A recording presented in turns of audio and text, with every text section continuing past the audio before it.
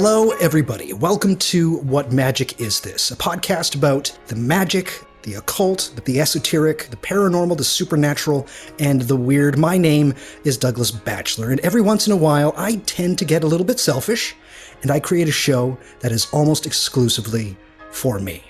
Now, normally the topics on this show were picked by the Patreon supporters, but not this one. Today, I'm going to be talking to somebody whose work has guided me to many places and touched me beyond that of any other writer. Without being hyperbolic, I do think that my guest is my favorite writer alive at this very moment. Besides Robert Anton Wilson, there is only one other writer who has produced more than 10 books that I have read every single one. It is my absolute pleasure to introduce to you the author whose books have been constantly foisted upon the listeners of this podcast more than any other, the great Gary Lachman. Gary, how are you? Oh, well, after that, I'm positively scintillating. I mean, what can I say? I have to be on this show more often. Definitely. Be put in the same, categories Robert Anton Wilson, whom I have to say, I have to regret I had an opportunity to meet, but I missed it. This is a quick story. This was many, many years ago when I lived in Los Angeles, and I was house sitting for one of the owners of the Bodhi Tree Bookshop, which back in the day was a well-known metaphysical bookshop, the most well-known west of the Rockies, or that kind of thing, because I worked there at the time. And at that time, as I was house sitting, one of my guests there was Colin Wilson, not Robert Anton, and Colin Wilson was in LA giving some talks. And after a very, shall we say, exhilarating evening, which we got through, in which we got through quite a few bottles of wine, the next day, Colin was going off to meet Robert Anton Wilson. Wilson met. But the thing is, he invited me to come with him, but I was too hungover from drinking too much that I know it's one of these things I regret, because Cosmic Trigger and all, Illuminatus and all that stuff is, I cut my esoteric teeth on that kind of stuff. But in any case, there you go. Yeah. So I'm wonderful. What can I say? As they say here in London, I'm chuffed. Absolutely chuffed.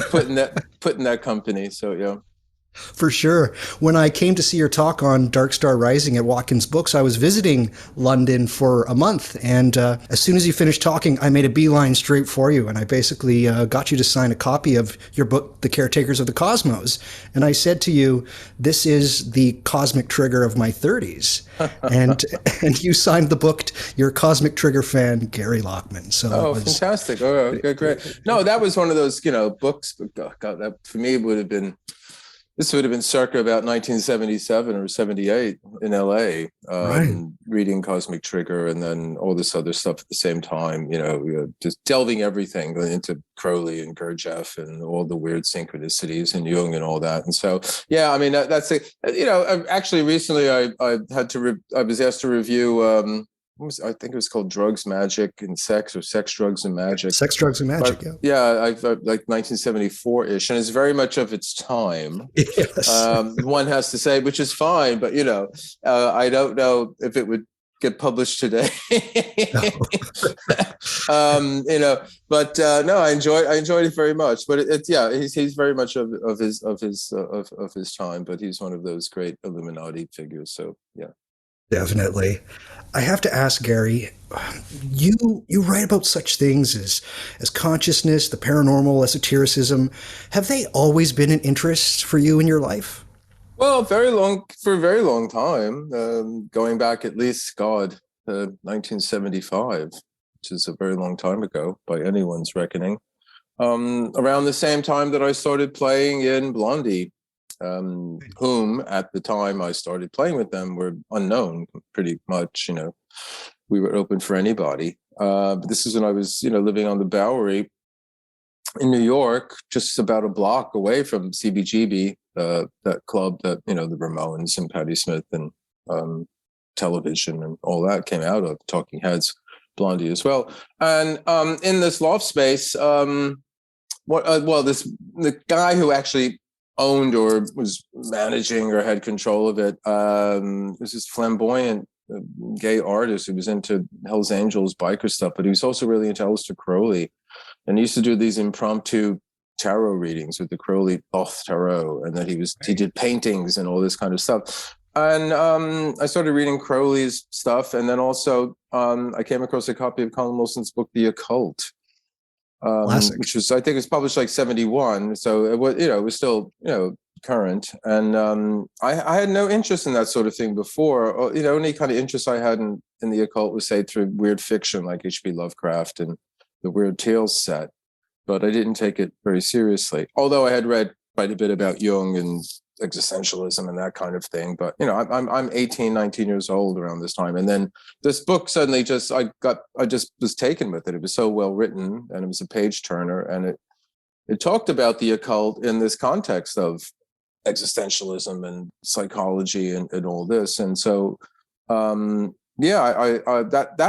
when I started really getting interested in this. And so even back then, I wrote a song called "I'm Always Touched by Your Presence, Dear," which was about these psychic experiences I was having with my girlfriend at the time.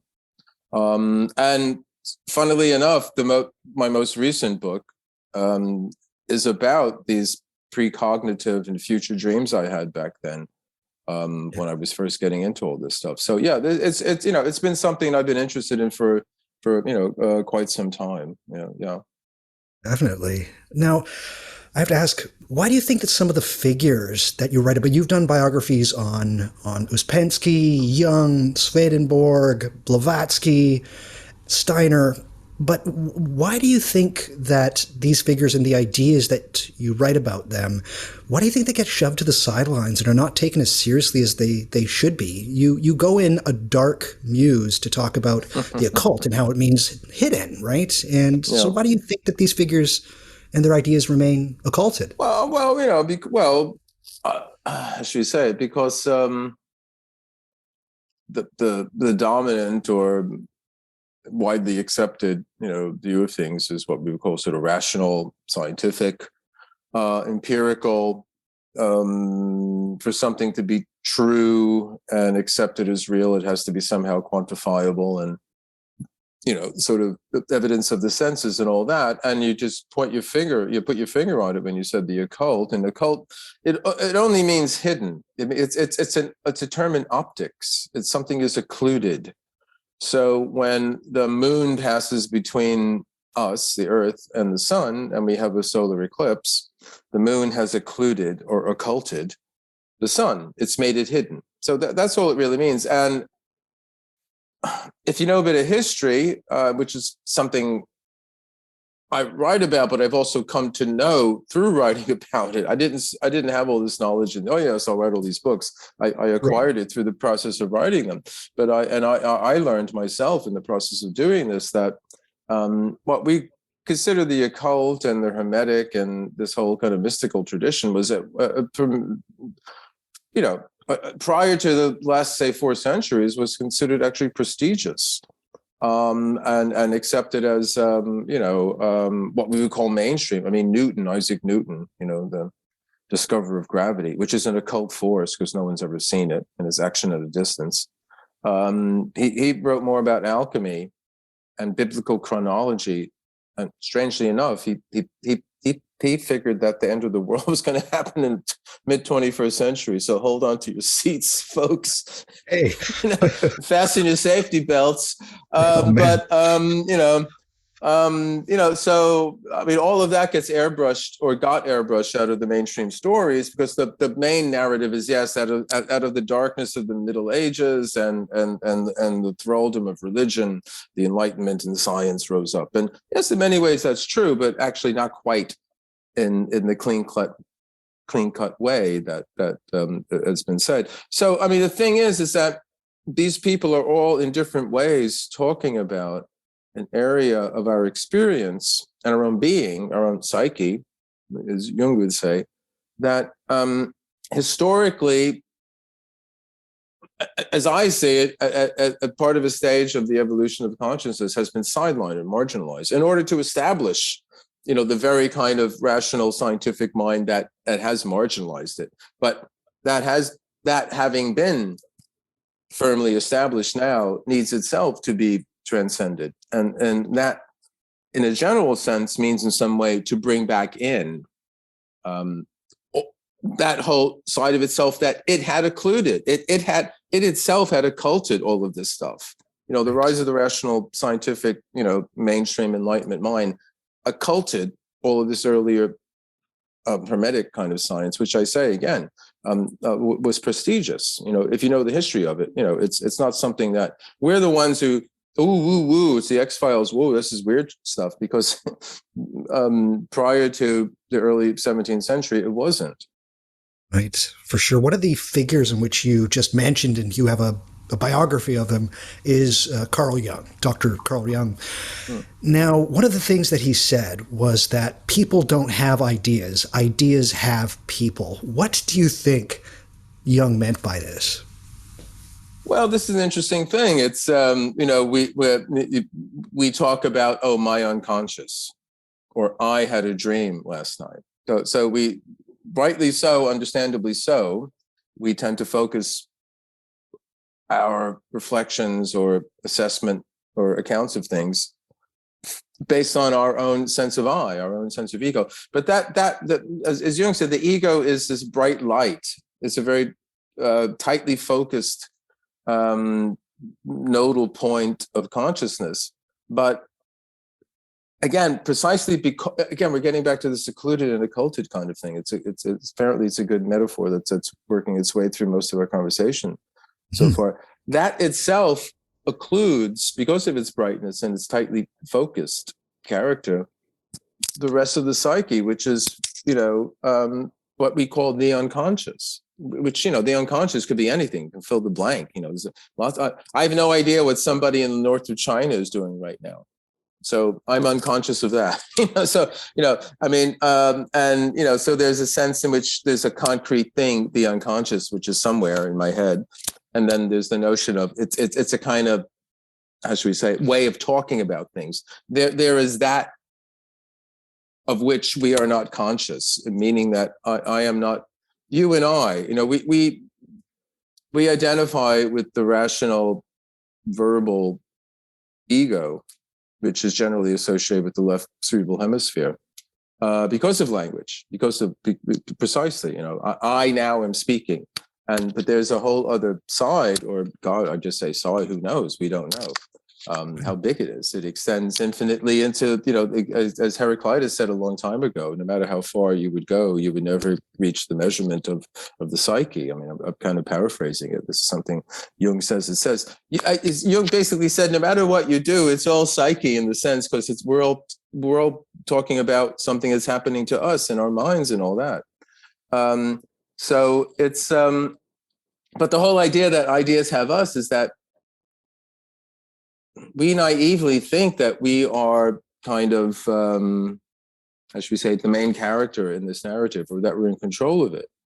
But that actually, it's not my unconscious, I am its, more than it is mine. And this is the great awakening that happens if you start to understand actually what Jung's talking about, and many other teachers of esoteric knowledge, or inner. Esoteric means inner, that's all it means. Again, occult means hidden, esoteric means inner. So it's about what's happening inside you. And it also means the inner teaching of the great religions. But an immediate experience, everybody listening to this, it means what's happening inside your own head, metaphorically. Because, physically, if you open up your skull, you see what's happening inside your head. It's just this wet mess of, organic matter. But that's not what we're really talking about. We're talking about this inner experience. And that's what the esoteric tradition is all about. And this is what Jung is trying to tell you, is that if you go into that, there's a point where you cross the threshold and you realize that actually you are part of something that's wider and larger and is just as extensive and as objective as the outer world. I mean, Jung famously tells the story when he went into his descent into the unconscious, what he calls the night sea journey, the Nekia, which is from the Odyssey. Ulysses goes down into the underworld to speak, to Tiresias, the prophet, and so on. And Jung spoke of his own descent into the unconscious following the breakup with Freud, when he basically went out of his mind for quite some time, as this night sea journey. And what one of the figures he encountered there, Herr Dr. Jung, the second most famous, psychologist in the world, he was kind of like the Rolling Stones to Freud, the Beatles. He starts talking to people in his head. This is what people came to him about. Right. This is what people came to see to Dr. Jung. I'm talking to people in my head. Sit down and tell me all about it. He's doing the same thing. So he's going out of his mind, but he's consciously going out of it. He decides to go out of his mind. And then these figures tell him that, what's wrong with you, Carl, is you think your thoughts are yours. But actually, they're like the animals and the plants and the trees that you see in the forest. You walk among the forest, but it's not yours. You share that space with other things in it. Likewise, your inner forest is occupied by inhabitants that have got nothing to do with you. I'm one of them, and I'm letting you know what's happening here. And this is the beginning of Jung's, adventures in the collective unconscious, and what he starts writing down in the Red Book. Wonderful. It's great stuff for sure. And if people haven't checked out the biography, Jung the Mystic, it's well worth the read. It's one of the best introductions to a lot of things that I think a lot of biographies, they try to skirt around this stuff, and you don't, which is quite wonderful. Another biography that really hit me was one of your biographies of Emanuel Swedenborg. Now, I did an episode about Swedenborg, whatever pronunciation people want to have, and one of the things that people seem to latch onto when I presented it was his idea of do the good that you know. And I had people somewhat naysaying that, things like good is subjective and it's all relative and all of these sorts of things. But what do you think Swedenborg was driving at when he said, do the good that you know? Oh, it's very simple. It's like, if the garbage needs taken out, it's as simple as that. It's like right in front of you. Don't fret about what does it mean to be good? What is the good? Don't, oh my God. Because if you do that, you'll never do anything. You'll just sit around and constantly, wonder about what I should do. This is the modern dilemma. This is the existential dilemma. We don't know what we should do anymore. Do I dare to eat a peach? T.S. Eliot asks, in Love Song of Alfred J. Prufrock. But Swedenborg is saying, don't get into that. As I said, that just leads to paralysis. Just do what's immediately in front of you. Sweep the floor. Wash the dishes. That sounds banal, but I tell you the truth, there's so many people that, are so eager to save the world in these grand gestures, and they ignore the good that's right in front of them, the good that needs to be done. And, there's an old Buddhist saying, talk won't cook the rice. You have to do simple things like that. And if you can master those simple things, doing that good in front of you, then that generates around you a kind of atmosphere of good. And this, this is in many ways, this is an old tradition, a sort of quietist tradition, or just teaching by example. So you're not necessarily, out in the streets in a protest or something, or you're not occupying Wall Street, but you're doing whatever needs to be done that's right in front of you. And you mentioned this, my book, Caretakers of the Cosmos, that would fall into that category where you're taking a little bit of the cosmos that's right in front of you, and you're taking care of it in a small way. And this ties into a Kabbalistic notion of tikkun, which is repair. Itzhak Luria, the Kabbalist himself had. He had this whole notion that basically when God created the universe, he messed up. Subconsciously messed up. Oh, maybe it is subconscious. Who knows? Yeah, it's maybe very much so. Yeah, the dark side of God. The God's unconscious. I mean, God. There's lots of. I just say God, but there's lots of stuff there. God's unconscious. Who knows? But maybe again, unconsciously on purpose, God screwed up creating the universe. Whatever, if you know the Kabbalistic notion, there's the Sephiroth, these vessels. That are arranged in this kind of form, kind of like a tree of life. And these vessels were supposed to carry or hold these cosmic energies, or celestial energies that were creating the universe, and either they weren't deep enough, or they weren't fired correctly, and they cracked, and so they shattered, and the creative divine energies got mixed in with this darker kind of matter. And but our job, human beings were created in order to repair. I mean, here in the UK, there's like a cartoon character called Bob the Builder, and he says, can we fix it? Yes, we can. And so in a way, human beings were created in order to be the cosmic Bob the Builders. It's like, I messed up here. Can you guys come in and fix it? And in a way, we fix Humpty Dumpty, but we make him better than he was in the first place. Well, that's supposed to be the idea.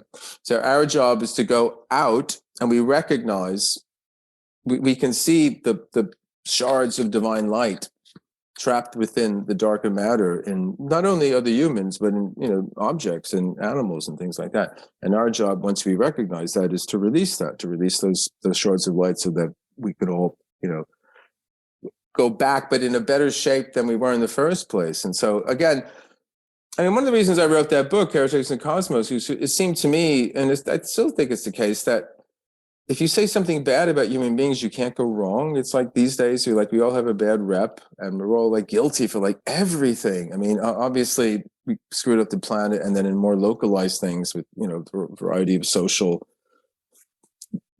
gender-based, racial, whatever you want. There's so many ists and isms these days, so many things about which people can be blamed for doing that they may not, again, even unconsciously know they were guilty of doing. I didn't know. I just was living. Oh my God! I suddenly discover I was committing some horrible kind of thing. And it's, I mean, one of the things I say in another book is that Dark Star Rising is that I think we've entered this period where there is this war of all against all.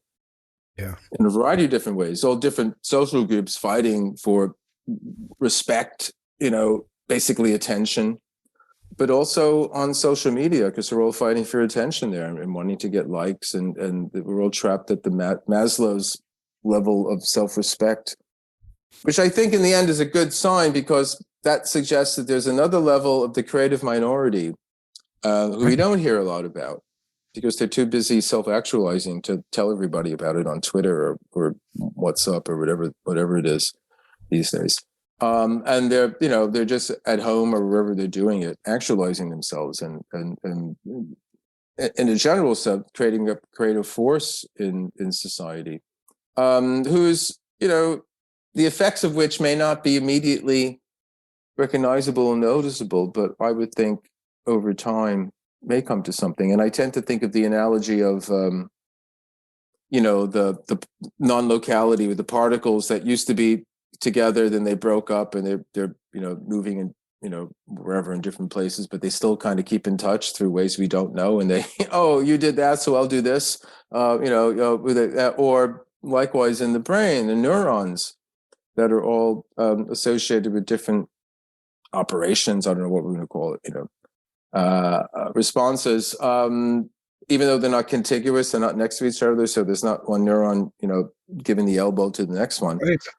They somehow all fire at the same time. They know when to do it. So likewise, I think globally on the planet, there's probably people out there who don't know that what they are doing is somehow connected to what other people are doing out there, because they're not immediately in touch with them. But the cumulative effect, I hope, that's my hope, my optimism, will be positive. Wonderful. Now, let's talk about another figure here. Not unlike you, I think that Colin Wilson is a woefully underrated philosopher. Now, what was it about Colin that you admire? And why do you think that Wilson is yet to have his work regarded with some respect, or at least more respect than it is now? I have a friend who is all in on existentialism, and I've suggested, man, I think that Colin Wilson is an existentialist of the highest order. He won't even look at this book. So when will Colin get some respect? Well, I don't know.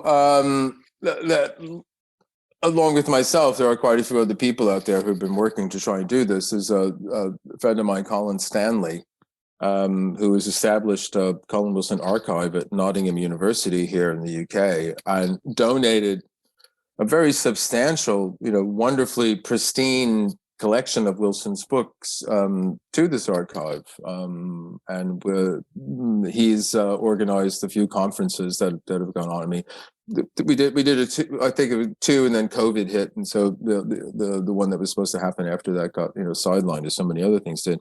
But I think the thing with Colin is that how should we say it? He's British to begin with, and most existentialism is continental, French or German.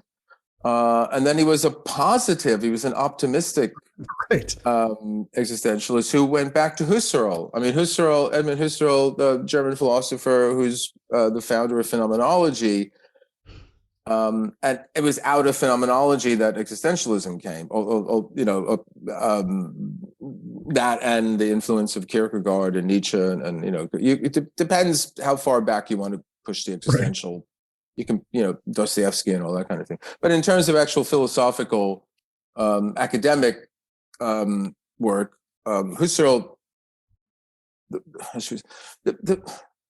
should we say, the easiest way to understand phenomenology is the sense of getting it. Well, there's many ties of phenomenology and esotericism in the sense that it's about what's happening inside your mind, what's happening to you. It's a study of phenomena, like it's a study of how we perceive the world around us. So it's about our immediate experience, whereas most philosophy at that time, this is the late 19th century, was sort of Hegelian kind of abstract idealism. And working out these vast kind of metaphysical systems based on the idea and reason and all this kind of stuff, which are fun. They're fun to kind of read and all that, but the thing with them, this is the Kierkegaard's famous, complaint about Hegel's philosophy, is that it's all well and good to have summed up the entire universe, but it doesn't help me here hanging out in Copenhagen. I got a hangover and I don't know what to do with my life. And yes, the absolute idea, yes, you've summed up everything up, but what am I supposed to do now that I find myself here? And he said Hegel's philosophy was like giving somebody, yes, you want to get around Copenhagen, here's a map, and it was a map of all of Europe. And there's Copenhagen, it's right there. So it had no connection to your immediate life. And this existentialism was a reaction to that. And it was just about the immediacy. And Colin was all for that, but he rejected the kind of gloomy conclusions that Kierkegaard and Heidegger and Sartre and Camus and others came to, this kind of pessimism that's associated with, there's no meaning. There's no meaning to anything. The actual universe is absolutely meaningless, but, we ourselves are free, but freedom is a kind of weight and a burden because we're responsible for our actions. And Colin said, yes, I understand that, and I appreciate the analysis of, say, bourgeois complacency that, Sartre with bad faith and so on. It's all well and good, but what about these moments of overwhelming meaning and affirmation that Nietzsche talks about, or William Blake talks about, or William James talks about when he experimented with nitrous oxide and others and all that? And so Colin was, that's existential. That's part of our experience. These other guys, they tended to have a gloomy outlook, but they wouldn't allow that in. Sartre certainly didn't allow anything like that in. And so Colin tried to build a positive existentialism based on those kind of insights. And he brought in people like Abraham Maslow, whose psychology of health talks about peak experiences, these sudden, apropos of nothing moments of joy and well-being, and so on and so on. So, and he went back to Husserl in the sense that Husserl said that, again, this is all very quick and thumbnail sketch of all this sort of thing, that not even thumbnail, pinky, little fingers. Right.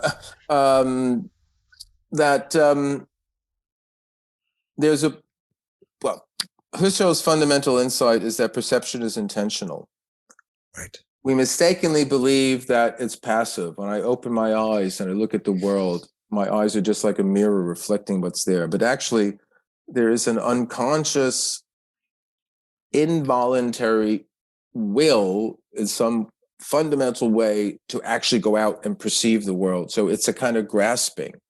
Husserl talks about sort of like an arrow being shot at the world, but it's actually more of like a hand reaching out and grabbing hold of it. And you can find similar sorts of things in people like William James and Henri Bergson, who around the same time as Husserl and all that. So there's an active character, and this is what Husserl called intentionality. And Colin took intentionality and basically ran with it, and said this is something that we can actually develop in ourselves. Or at least we can understand that we are mistaken to believe that the world we see when we open our eyes is the world that's just there, the immediately given world. This is what Husserl called the natural standpoint. And if you go, there's a series of kind of, how should we say, phenomenological kinds of exercises, or what do you want to call it? Actions one can take, which are basically aimed at unhinging your immediate acceptance of that natural standpoint. And suddenly, if you manage to do that, and it's as difficult to do as any kind of Eastern meditation, right? It's basically you have to convince yourself that everything you thought you knew about everything is, you don't reject it, but you kind of put it to one side. And then you kind of try to get to this pristine, immediate experience of the given. What's actually given to you in the moment that you are experiencing something. And even this is I'm very feebly expressing this because it sounds like kind of mindfulness kind of 101, but it's right. it's something different than that. And if you manage to do it, suddenly everything seems really strange, because you suddenly get a kind of glimpse of a kind of participatory character of your unconsciousness with things.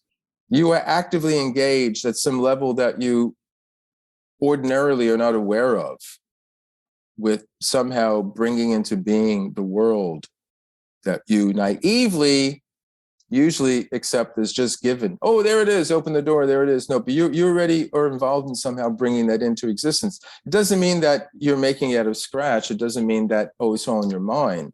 But somehow your mind, or what you call your whatever, this is the only way we can talk about it.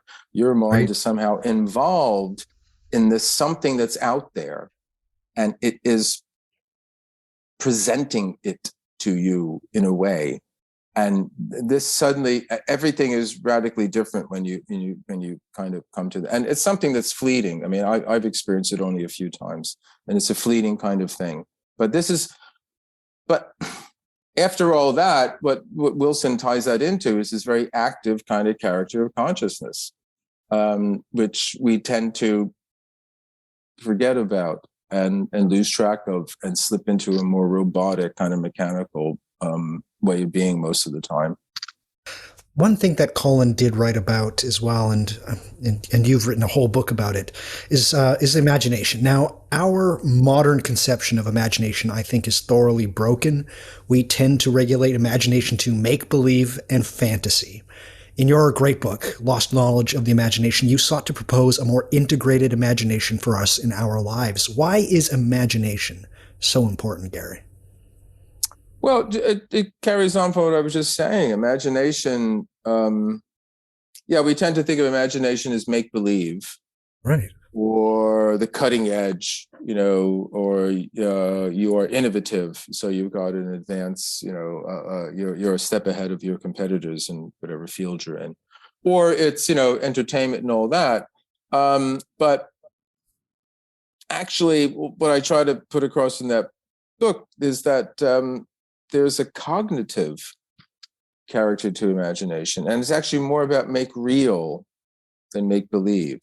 And there's a lost knowledge of the imagination in two senses. One is that there's knowledge about the imagination. We have lost knowledge about it, what its true character is. And then there's knowledge that we can acquire through the imagination that's been lost, in the sense that it's been sidelined, along with, all the insights of this whole other tradition, whatever you want to call it, the alternative, hermetic, Western inner, whatever you want to call it, the people we were talking about, Blavatsky and Ouspensky and Steiner and Jung and Swedenborg and Colin and others I've written about, and others that are there. And this is this other kind of way of being and encountering the world that, as you said, it's historically been sidelined.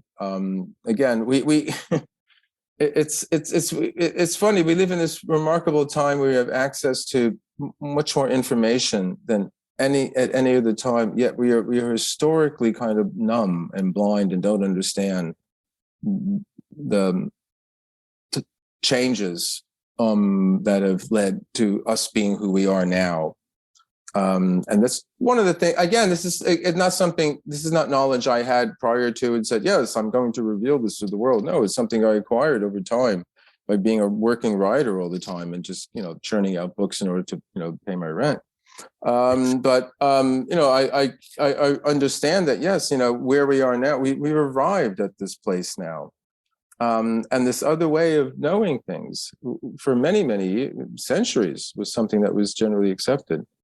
And I would say, in a very simple, sense, what is necessary now is somehow to integrate that with this, more clear, bright, tightly focused ego consciousness, which, we struggled to attain. This was something that we needed to attain. It's not a mistake.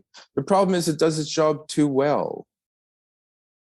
I would say that's one of the things I try to point out. It's like, this is, in a way, like Ian McGilchrist, his book, The Master and His Emissary, where the emissary is the right brain, which is this older part of the brain, the older cerebral hemisphere. And it is associated with this kind of more participatory kind of consciousness that I'm talking about here. And in order to clarify some of the insights that this more participatory, global, but vague and fuzzy kind of total, wow, it's all one kind of thing. To clarify some of that, it developed this helper, which is the left brain, which is the one you and I are engaged in now, because we're using words and talking. Left brain is associated with language and sequential thought and logic and all that. But what happened over time is that the left brain basically got very uppity. And forgot its place, as they used to say in Victorian times, and decided that it was the boss. And actually, if you know the history of esotericism, if you know the history of mythology, this was something that was already seen in the ancient Gnostic myth. The Gnostics were this early Christian sect, and many believe that they actually were the true Christians, and the Petrine Church became Roman Catholicism, and Protestantism is actually the heretics, but they too were usurpers. Well, that makes a lot of sense given what I'm talking about, but I can't go down that line right now. but no, and I said that's brilliant. You actually made that connection, but no. But what happened was that in the ancient Gnostic myth, when the Godhead, which is beyond all manifestation, decided it wanted to create a world, it hired out, it got a craftsman, it called the contractors who did this kind of work and said, make me a world. And okay, I'll do that. It's Bob the Builder basically again. Right. And he creates the world, but he gets so hepped up on doing it. It's like, wow, man, I did a really good job. And he forgets that he was hired by somebody. It's like, look what I've done. And he becomes obsessed with it and identifies with being the real God. And we are the beings who inhabit the world that this craftsman God, that demiurge, has created.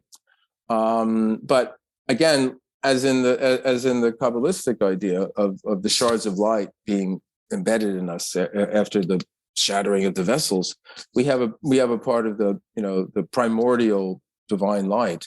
And so we can get back to the true God, but we got to pass through, the demiurge. And similarly, in a neurological way, or in terms of the cerebral hemispheres, McGilchrist has kind of rebooted similar, not a myth, but a Jungian might say, yeah, it's the archetype. But there you go. But he spelled out the archetype in great detail, Right. and with good argument in terms of brain physiology and things of that sort. Definitely. Now, your newest book, Dreaming and Have Time, is about precognitive dreams in some way, but also so much more. It's a fantastic book. I absolutely loved it. I'm wondering, there is a section in this book where you talk about somebody who I had never heard of, and this is why I love your work, Gary, because I tend to consider myself pretty well read, but the way you do your research it's shocking to me. But you introduced this character by the name of J.B. Priestley. Oh. Now, he has a conception there called the three, well, not really called this, but it was a three observers notion of time. What can you tell us about this way of seeing time? That is, it gets away from this idea that it's all predetermined for everybody, but it's also not exactly like that block universe. You do have some kind of free will. Could you take us through this notion? Yeah. Well, J.B. Priestley, he's not very well read these days, but in the 20th century, say in the early to the mid 20th century, he was very, very famous in England and very popular and very, very well read. But he was what he called a time-haunted man. He was haunted by the mystery of time and all that. And he was also very taken with a book written in the early 1920s or late 1920s, 1927, around there, called An Experiment with Time by a fellow named J.W. Dunn. And Dunn was not an occultist or a spiritualist, anything like that. He was an aeronautics engineer. But he came to understand just by chance that he actually dreamed the future. And not so much like he woke up one morning and he knew something was going to happen. But this, just by chance, it was a trivial kind of thing. And this happened to him a few times. And so he wrote this book about it.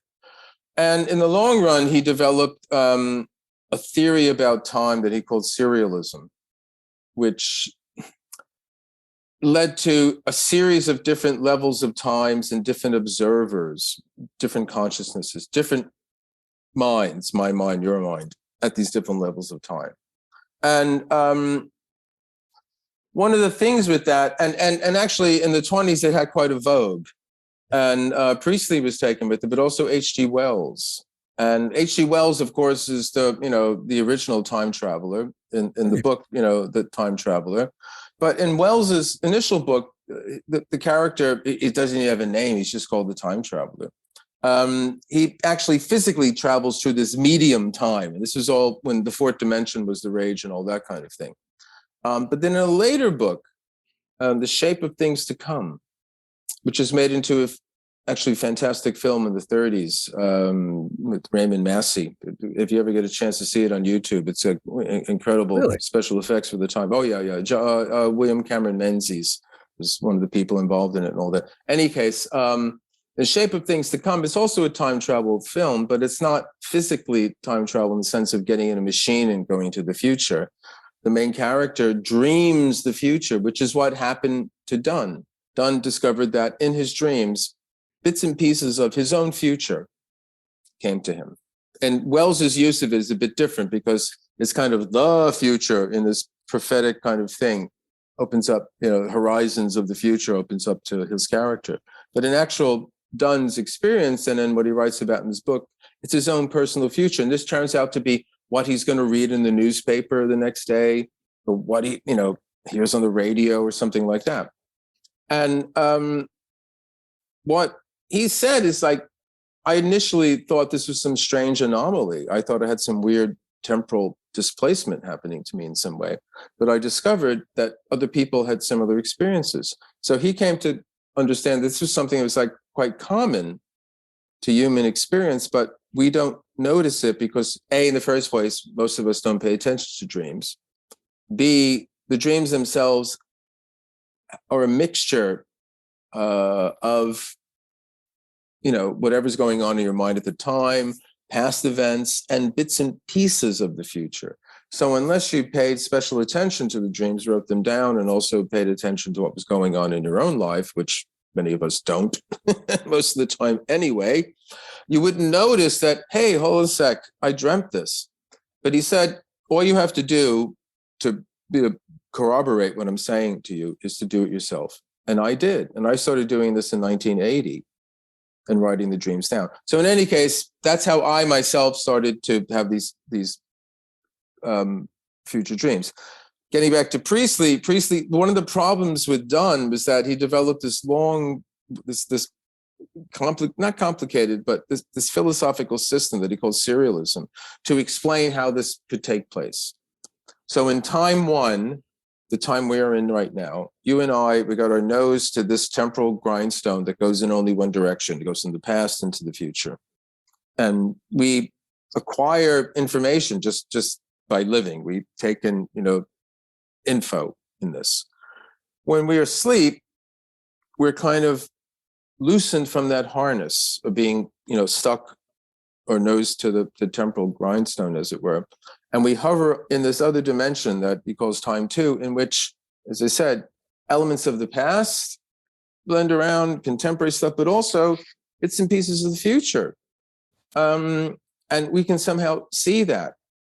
Okay, then there's another level, because the thing is, you have to keep adding a different kind of time. So if there's a time one that is this kind of time, and then another time in which the past and future are there, and if I observe that, then I must be occupying, we talk about time as a river. There's a variety of different banks of time. So there's the time one river, and I'm sitting on the banks of time one river. I'm in time two, sitting on the banks of time one river. But then the other observer behind me, he's sitting on the banks of time two river and time three. And you keep going on to what's known in philosophy as the horror of infinite regress, because you never, you keep going.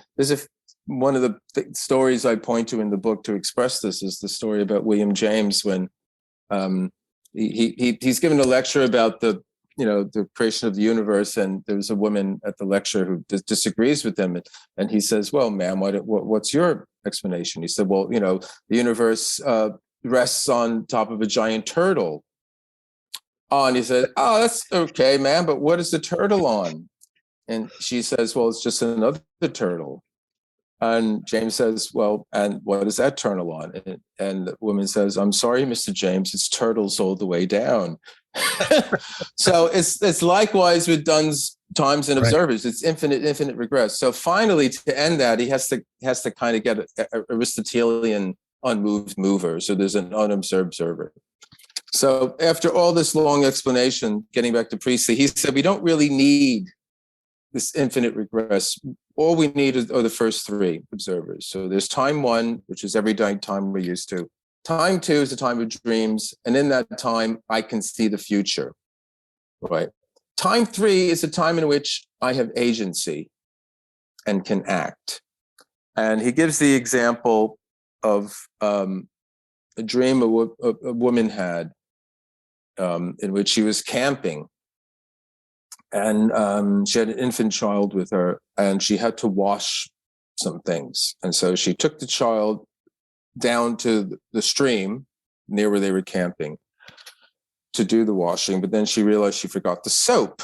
So she put the child down again on the banks of the stream. There we go. The metaphor keeps popping up. Love it. And she went back to the tent to get the soap. And then when she returned, the child had tumbled over into the stream and had drowned. So this was in the dream. So sometime later, she was camping. She had to do some washing. She picked the child up. She went down to the stream. She forgot the soap, but she remembered the dream. And so instead of putting the child down, she took the child with her back to the tent and got the soap. So one could say, well, it wasn't really a precognitive dream because the kid didn't drown, but one would hope we would need less severe criteria than that. So this is, Priestley said, well, she had been given a glimpse of a possible future.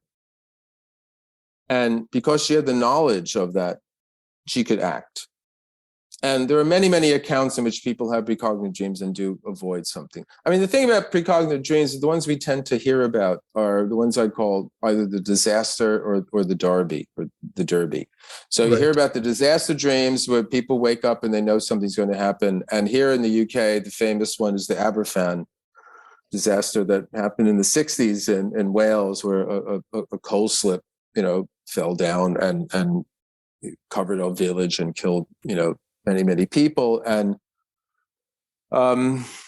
someone in writing about investigating it had the idea to ask if anybody had dreams about it beforehand. And it turned out there were quite a few. And there's also, quite a few about 9/11. David Mandel is an artist who had all these dreams about it and did these artworks about it. So there's lots of that. And the other one is the people who, pick winners at the races. We hear about those, but the majority of precognitive dreams, if you read up on literature, are actually not about anything particularly interesting. No. The only thing that makes a dream interesting is that it was precognitive. It's not in itself anything about anything particularly fascinating or anything like that. For sure.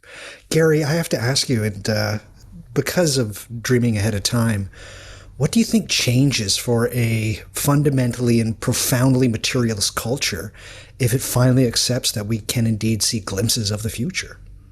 Well, I don't know, but I mean, I think the thing is people do already. I mean, there's a kind of precog economy. I mean, the thing, sadly, we like to think that these sorts of things would have some kind of profound effect and suddenly change everybody's orientation. But generally what happens, it gets absorbed into, I mean, put it this way, our central challenge is to accept not only paranormal stuff, but the reality and absolute necessity of non-utilitarian, non-practical, non-functional truths, which are what all spiritual, religious, mystical, truths are about. Man does not live by bread alone. So that something that's not bread is what all of this stuff is fundamentally about. But I mean, it's been accepted. This is the kind of thing. It's not accepted in the scientific world, outright. But as I said, there's a precog economy. I mean, I reference a couple articles in the book about people in the financial system employing. It sounds like a Philip K. Dick, book, but it's actually happening. And also, we know in the military, this is something that's been taken seriously for a long time. So, I mean, all that kind of stuff is there. I mean, it all the people who say, "Oh, it's a cover-up by the government," that they don't acknowledge this, they're right, because it's actually something that's accepted. So, it's a weird double think. The self-appointed defenders of reason and rationality out there, the defenders of scientism, which is as much a religion as any religion is, want to deny any of this kind of thing. But, all you have to do is, do a little research and you see where it actually counts, where the money is, people accept it. And each of us, as I said, all you have to do is write down your dreams. I mean, that's one way. I mean, I'm sure many people out there listening to this already know a variety of different ways to get in touch with this sort of thing. It's there. It's what does it mean for us? And it's, I should say, alarmist isn't quite the right word, but given the weird things going on in the world right now, maybe it is a time when this sort of thing is going to become much more available. I know there's all this kind of disclosure stuff about UFOs, but UFOs are only a projection of this unknown, mysterious stuff that's us. All this part of us that we don't know about, and it's around, and at other times in the human experience, they had some knowledge of it. That's why we're interested in ancient cultures and indigenous cultures. But, we are here now, and one would hope that our introduction to that other part of us could come about through less disastrous and chaotic means. Gary, I have to ask you the big question here.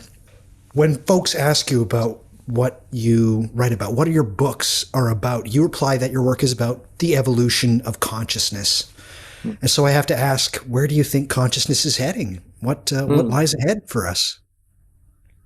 Well, in some way, it's a union of these two, sides of ourselves that have been at different times, up ahead, jockeying in position, and when they come together and work together, you have moments of genius or insight or vision and all that sort of thing. So it's something along those lines. I mean, that whether it's a right and left brain, it doesn't have to be localized like that. I think again, there's a lot of evidence to say that it is, but at the same time, we think of in terms of different ways of knowing, different ways of experiencing the world. We have a way of experiencing the world that we're very familiar with, and it's about analyzing it and taking it apart and, finding out how it works and that kind of thing. And that's all very useful and helpful. And we would not be having this conversation now if we didn't have that. But we gain that kind of precision, that kind of pinpoint accuracy at a certain price. And it was a loss of the sense of the great surround, a loss of the sense of, the connection to other things, which is what all these traditions are about. It's what they, in some way they're all about that. And each of us, we still experience that. We experience that in strange moments of synchronicities or poetic, aesthetic moments. If you ever catch yourself looking at the sunlight passing through a leaf and think, that's what's happening then.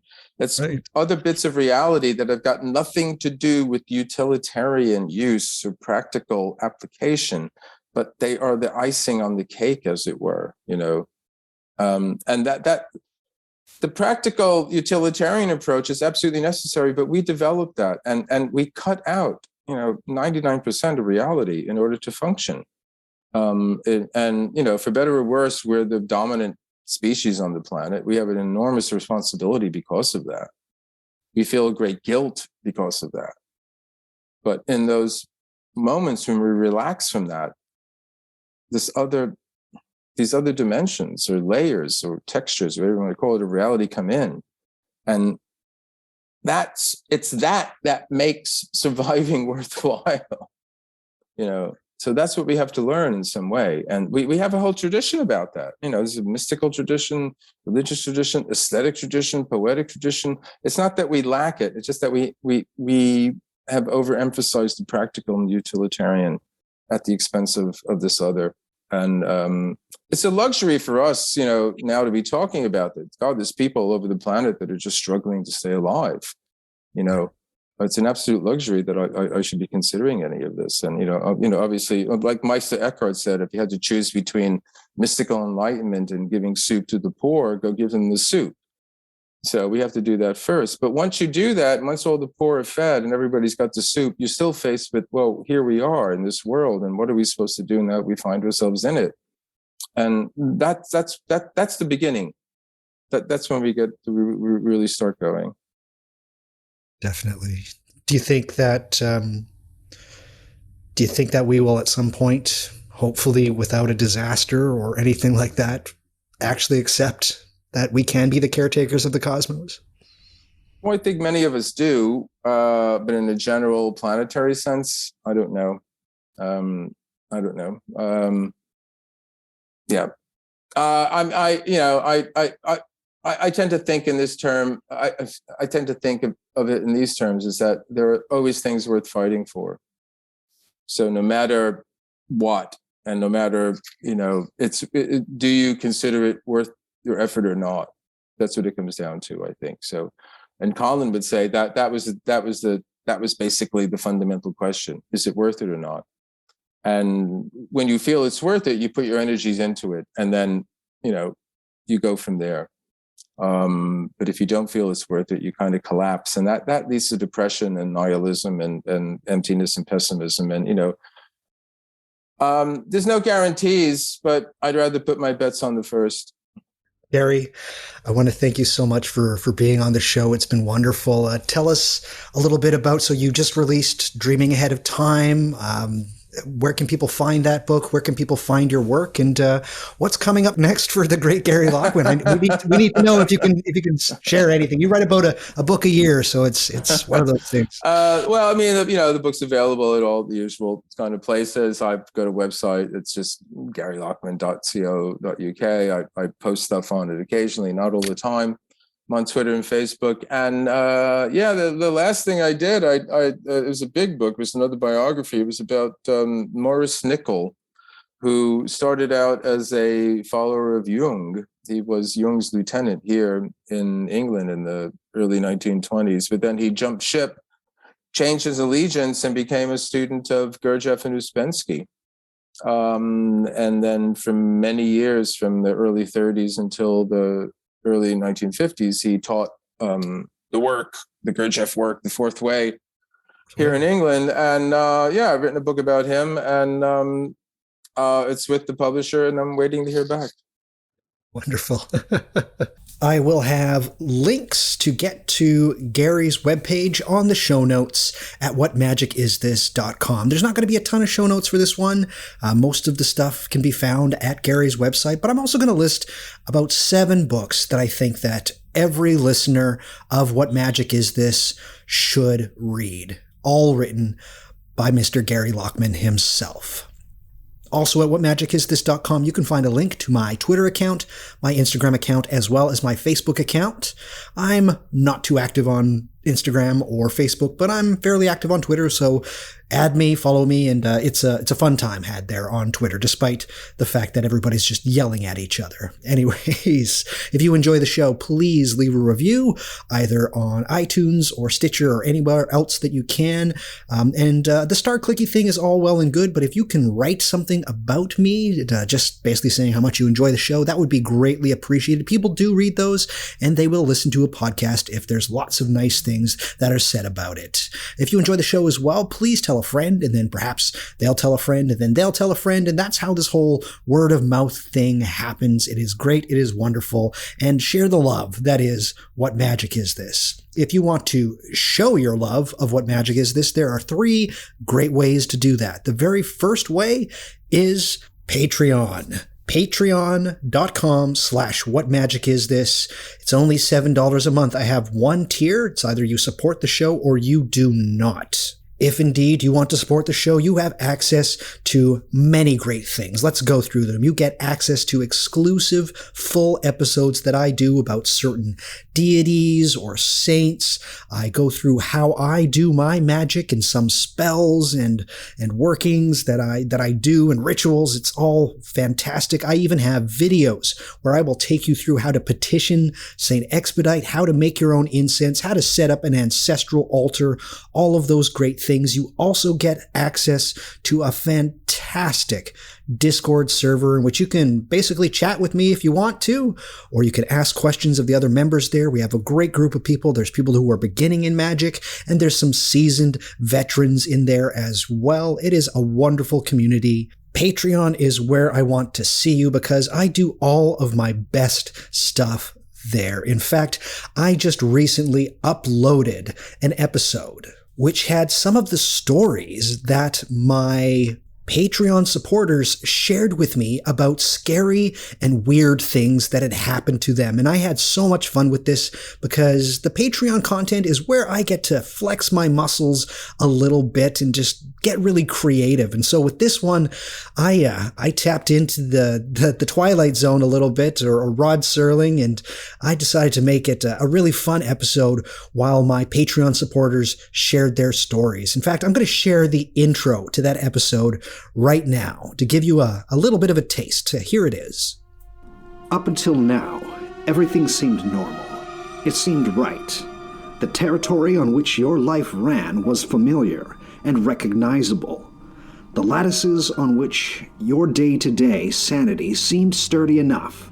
There were times when it would bend, if not flex, but they still stood firm. And yet you came to this place, thinking there would be growth, to get around the ordinary, get something different. Then what happens when you get more than you bargained for? When the world you knew so well seems to merge with a different one, where there are no maps or stories to where you are now. Fickle creatures we all are, and while it must seem odd that you went to a different place, if only for a bit of time, all bets seemed off. And you said to yourself, it was the strangest thing. So that was a fun little sample there. Patreon is basically where I do my favorite things, and they're full episodes. It's not just 10 minutes, and my videos aren't just me talking into a camera. I really go out and put as much effort into my Patreon content as I do this regular podcast. And in some cases, I do even more work. But the best way to support me and the work that I do is through Patreon. That is patreon.com/whatmagicisthis, or click on any one of the numerous Patreon buttons that are at whatmagicisthis.com. Another way of supporting me is through PayPal. PayPal, the links are all over whatmagicisthis.com. Just click on any one of them and you can donate $5, $10, $20, $5,000. Any amount helps, and it goes right back into running this podcast. It goes for paying for the website and podcast hosting, all of those things. Having a podcast is not a cheap thing. And so if you donate through PayPal, it goes straight back into keeping the fires at What Magic Is This burning.